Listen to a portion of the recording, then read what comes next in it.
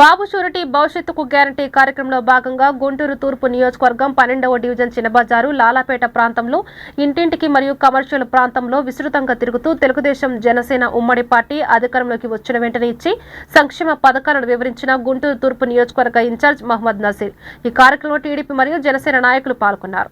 అంటూ తెలుగుదేశం పార్టీ జాతీయ అధ్యక్షులు నారా చంద్రబాబు నాయుడు గారు రాష్ట్ర ప్రజలకు ముఖ్యంగా యువతకు పిలుపుస్తున్నటువంటి సందర్భంగా ఈ రోజు మాట్లాడటం జరుగుతా ఉంది. ముఖ్యంగా రాష్ట్రంలో అధికారం చేపట్టినటువంటి జగన్మోహన్ రెడ్డి గారి ప్రభుత్వంలో అన్ని రంగాల్లో రాష్ట్ర ప్రజలు ఇబ్బందులు పడుతున్నటువంటి పరిస్థితులు ఉన్నాయి.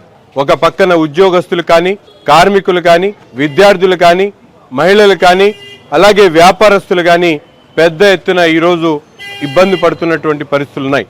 ముఖ్యంగా ప్రతిపక్ష నాయకుడిగా ఆనాడు జగన్మోహన్ రెడ్డి గారు రాష్ట్ర ప్రజలకు నమ్మించేటువంటి విధంగా అనేక వాగ్దానాలు చేసి ఈరోజు ఒక మోసపూరితమైనటువంటి ప్రభుత్వాన్ని ముందుకు నడుపుతూ ప్రచార ఆర్భాటాలతో ముందుకు సాగుతున్నటువంటి పరిస్థితులు ఉన్నాయి.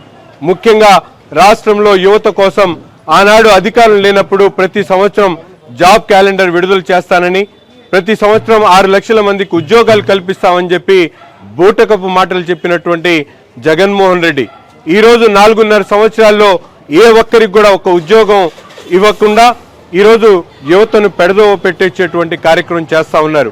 గుంటూరు తూర్పు నియోజకవర్గంలో శాసనసభ్యుడిగా ఉన్నటువంటి ముస్తఫా కుటుంబ సభ్యులు యావత్తు కూడా డ్రగ్స్ ని విచ్చలవిడిగా అమ్ముతూ అనేక కోణాల్లో ఈరోజు పోలీసులు అరెస్టులు చేసినటువంటి పరిస్థితులు కానీ, ఎక్కడ చూసినా పేపర్లో పుంకాలుగా ముస్తఫా గారి కుటుంబ సభ్యులు డ్రగ్స్ మాఫియాగా తయారైనటువంటి పరిస్థితులు వివరిస్తున్నటువంటి పరిస్థితులు ఉన్నాయి. ఒక పక్కన గుంటూరు నగరంలోనే కాదు రాష్ట్రంలో ప్రతి ఒక్క స్కూల్ కాలేజ్ వద్ద కూడా అక్కడ పెన్సిళ్లు స్లేట్లు దొరకపోయినా తప్పకుండా గుట్కాలు సిగరెట్లు దొరికేటువంటి పరిస్థితి. దిశ చట్టానికి ఒక దశ దిశ లేనటువంటి ప్రభుత్వాన్ని ముందుకు తీసుకొని వెళ్తా ఉన్నాడు.